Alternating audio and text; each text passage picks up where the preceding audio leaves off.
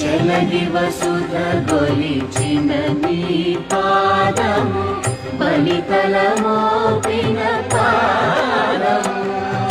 కుంకుమోపేత చందనాను చర్చితాయ హార కటక శోభితాయ భూరి మంగళం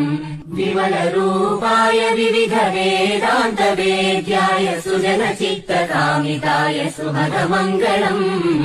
రామదాస మృదుల హృదయ తామరస నివాసాయ స్వామి భద్రగిరివరాయ దివ్య మంగళం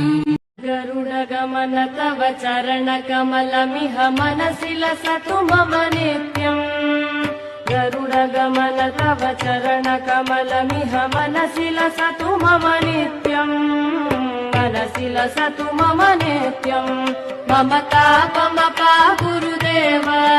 मम पापमपा गुरुदेव मम तापमपा गुरुदेव